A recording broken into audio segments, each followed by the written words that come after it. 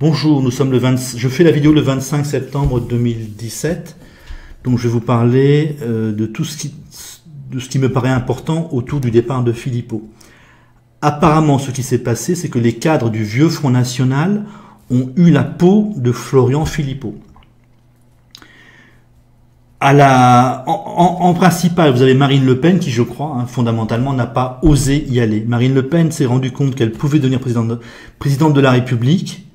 Je pense que pour elle, ça a été un vertige. Et alors même que le Front National, en 2017, s'est positionné, même si on est déçu, il s'est positionné comme le grand parti d'avenir, comme le grand parti du redressement national, c'est lui seul, qui allait arriver au pouvoir en 2027, une fois que la situation serait devenue dramatique. Eh bien, Marine Le Pen a flanché et a lâché Philippot, qui subissait donc une campagne de dénigrement, de critique, directe ou indirecte, par les anciens cadres du Front National. Alors même, donc, comme je l'ai dit, que le Front National s'était positionné comme le grand parti du renouveau, du redressement, effectivement, pour les 10 prochaines années. Donc l'essentiel, c'est Marine Le Pen qui n'a pas eu le courage d'aller jusqu'au bout. Je pense qu'elle a déjà liquidé pas mal de cadres d'extrême droite du Front National. Donc là, ce qui s'est passé, elle aurait pu continuer, justement après cette grande victoire, en expliquant que c'était une grande victoire, en expliquant pourquoi elle a eu un score apparemment mauvais. Il ne faut pas oublier que c'est Marine Le Pen qui a été le point de fragilité du Front National. Au débat et dans l'entre-deux tours où elle a eu un discours confus autour de l'euro. Donc Marine Le Pen n'a pas voulu assumer sa faiblesse et elle l'a fait payer. Et les vieux cadres ont profité pour se déchaîner contre Philippot et Marine Le Pen a sacrifié Philippot, ce qui est une erreur à mon avis. Mais je pense que c'est la fragilité de Marine Le Pen qui est en démonstration. Elle n'a pas osé vouloir être réellement présidente de la République. Je pense que c'est ça qui est l'essentiel, mais c'est vraiment une croyance personnelle, c'est vraiment une hypothèse. Quelles seront les conséquences? On va avoir un nouveau Front National, qui ne sera pas celui de Jean-Marie Le Pen, me semble-t-il. Donc ce nouveau Front National ne parlera pas tellement de chômage et de pauvreté, en tout cas pas de façon crédible.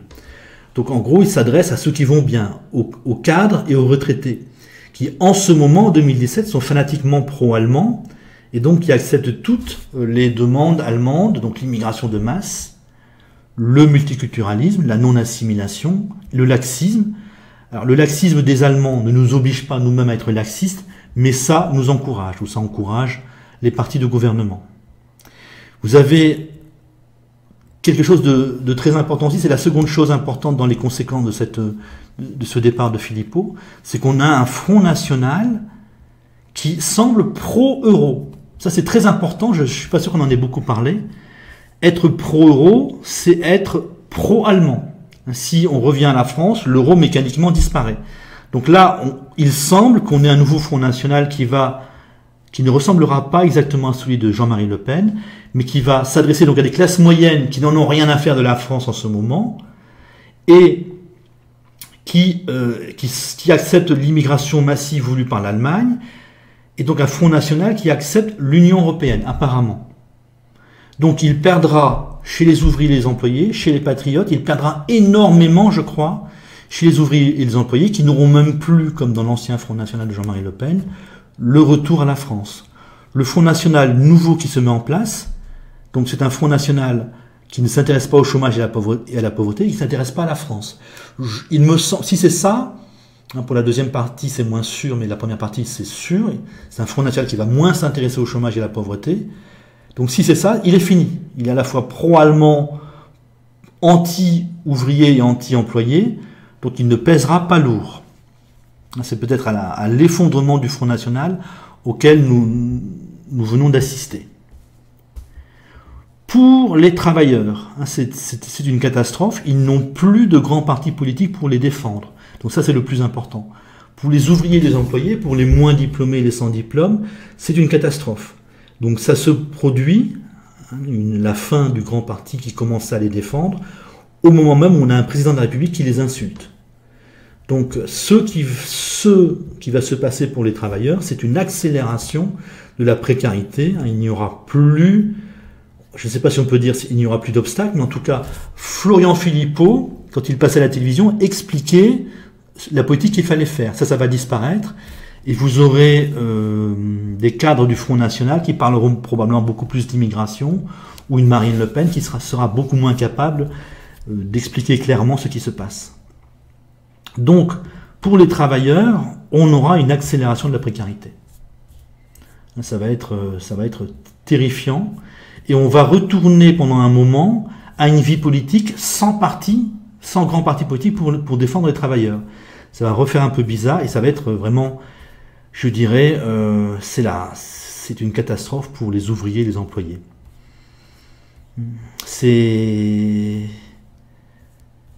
Voilà, c'est ça, je pense, en gros, un parti, au fond, qui cesse d'être intéressant, qui ne présente plus aucun intérêt, puisqu'il s'adresse aux classes moyennes, donc aux cadres et aux retraités. Enfin, les classes moyennes, c'est les cadres. Aux cadres, le nouveau Front National va s'adresser à nouveau aux cadres et aux retraités qui sont fanatiquement pro-allemands, donc pro-immigration, donc anti-français. Et là, on a un Front National intéressant qui n'a plus de sens, un Front National qui va émerger, qui n'aura plus aucun sens. Alors sa seule utilité, ce sera au moment où l'Allemagne va passer au racisme. Là, oui, donc le Front National avec le centre, avec la droite, avec le Parti Socialiste, va à ce moment-là donc suivre l'Allemagne et chasser les Français de couleur, les immigrés et peut-être les Français de couleur, en suivant l'Allemagne. Voilà, c'est sa seule utilité. On a plongé en pleine médiocrité. Et donc pour les travailleurs, c'est une catastrophe. C'est vraiment terrifiant. Ils commençaient à voir, si j'ose dire, la lumière. Même s'ils sont pressés, je vois dans les commentaires, les gens disent qu'ils n'attendront pas.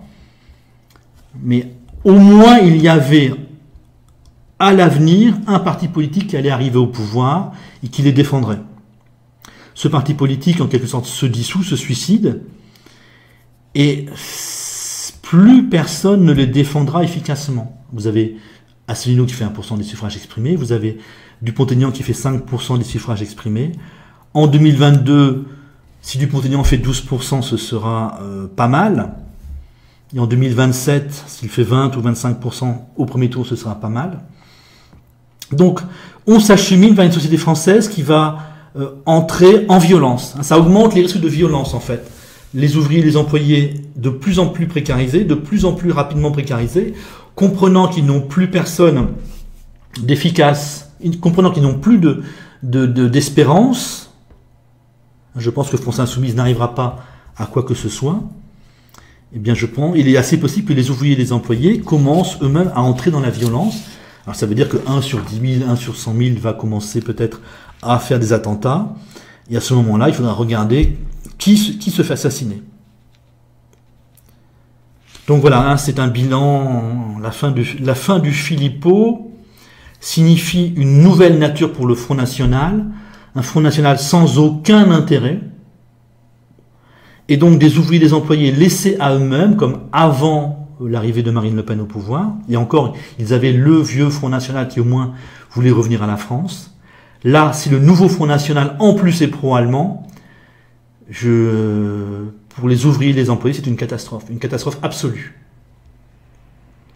Absolue. C'était vraiment, on commençait à voir l'espérance. Ce Front National-là, le Front National Philippot, allait arriver au pouvoir, même si ça paraît extrêmement lent, même si ça paraît très très long pour les nouvelles générations. Là, c'est fini. Là, c'est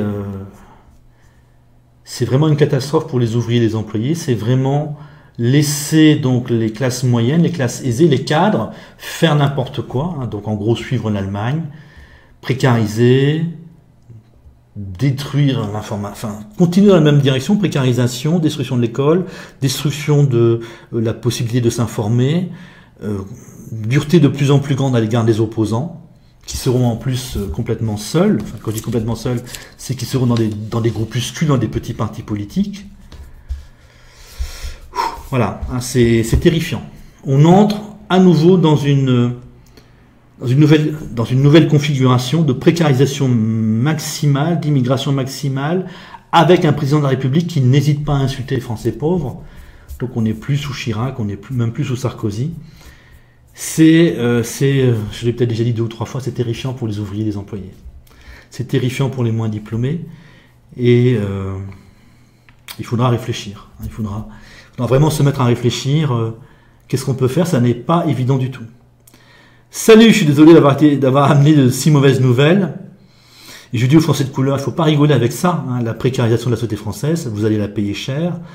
Et ça va mener de toute façon, ça va augmenter les risques d'entrer dans la violence. Et comme en plus de toute façon les Allemands sont racistes, pour vous Français de couleur, il n'y a rien à gagner à la fin de ce Front National-là.